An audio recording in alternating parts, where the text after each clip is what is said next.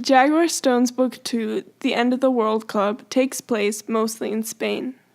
So, like Max and Lola, we flew from Boston to Madrid, then drove south to Estremadura on the trail of the conquistadors, and north to Galicia, to a place called the End of the World. But first, a little history. In the 16th century, a convoy of Spanish soldiers and treasure hunters set sail for the Americas. They became known as conquistadors, meaning conquerors, and they were bad news for the Maya. Especially this guy, Diego de Landa. In the Jaguar Stones books, the cape-twirling villain Antonio de Landa, aka Toto, is his descendant. But Diego de Landa was a true-life villain who made a bonfire out of Maya books. Most of the conquistadors' plunder was brought back to Spain, and some ended up in Madrid. I've come to the Museum of America in Madrid to show you some inspirations.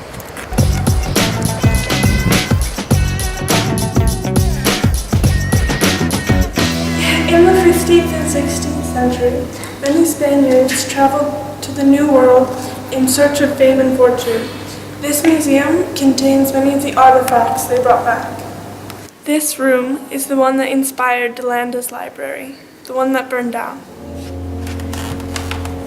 This is a shrunken head, and it's actually made out of a real head. This is one of the three remaining Maya folding books, and this one's called the Madrid Codex because it's here in this museum in Madrid. This is a Maya calendar, and here you can see are some numbers. Remember the riddle about the yellow jaguar that was written in glyphs? It was based on a page like this. Here's the riddle in the book. So where did the riddle lead? To Estremadura, birthplace of the conquistadors. On the way, we stopped in Toledo, where the conquistadors' steel swords were made. We came here years ago to interview one of the last remaining swordsmiths in Toledo. Heading south, we passed huge billboards of black bulls, like the ones in the book. This is one of the black bulls Max sees, and originally it was a billboard for a brand of sherry. Soon we reached Estremadura, and the town of Trujillo, birthplace of Francisco Pizarro. And how you feel about him really depends on how you feel about conquistadors. Pizarro even has a cake named after him. Pizarro's house has been fixed up for tourists, but his family was poor, and before he was a conquistador, he was a pig herder. That's why his family's shield bears 2 pigs. That's also why, at Toto's party in the book, a herd of piglets bursts on stage. Let's go for a walk.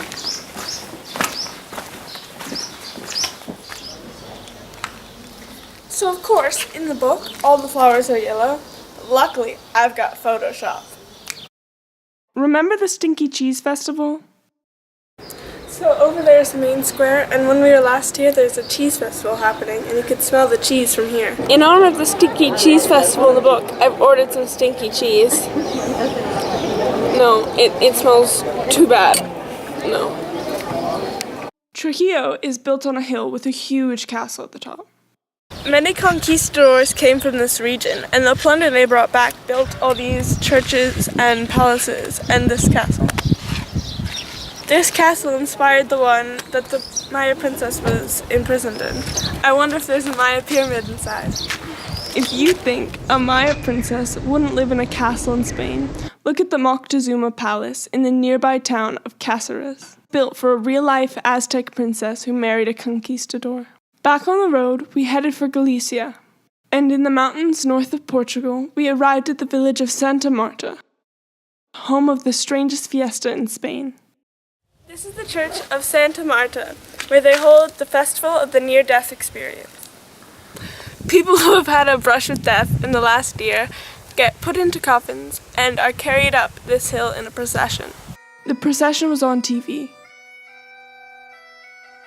Remember when Max woke up in a coffin? That was here. And this is where they all jump out of their coffins and have a party.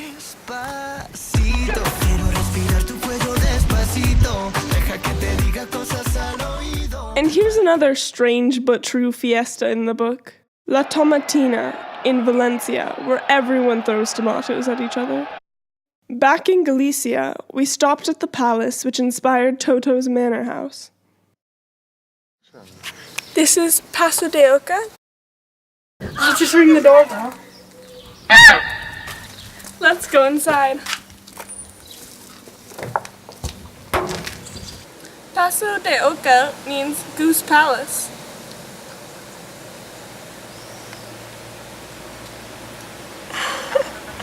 So this is where that crazy rock concert happened. Next, we drove to the capital of Galicia, Santiago de Compostela. Here we are in Santiago de Compostela, the end of the pilgrimage called the Camino de Santiago.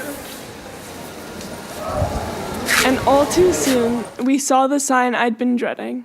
A pulperia is an octopus restaurant.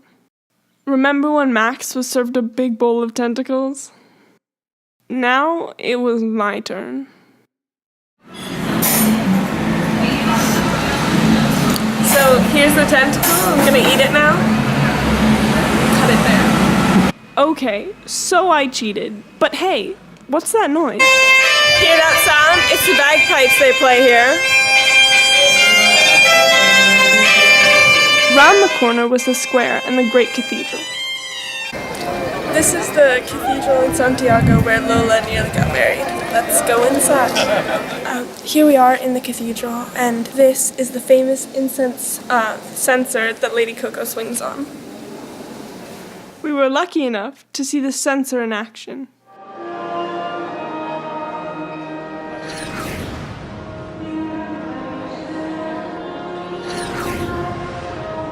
They say that when the Spanish princess Catherine of Aragon stopped here on her way to marry the English king Henry VIII, the censer flew right out of the window.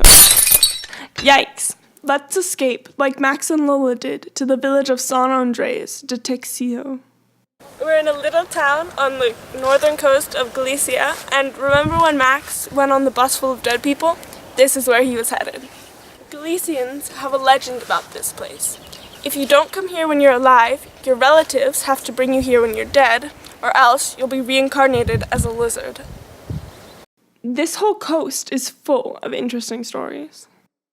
This part of Galicia is known as the Coast of Death due to its treacherous waves and many dangerous rocks. In the last century alone, there have been over 140 shipwrecks, causing the loss of over 500 lives. So why is the book called The End of the World Club? Well, first of all, it was published just before 2012, when a lot of people were saying that the Maya calendar was about to end and the world was going to end with it. Of course, as Max's dad explains in the book, they were wrong on both counts. But that didn't stop us from making the joke on our New Year's card for 2012. Actually, there's no such thing as the Maya calendar, because there are many different Maya calendars, some for farming, some for rituals.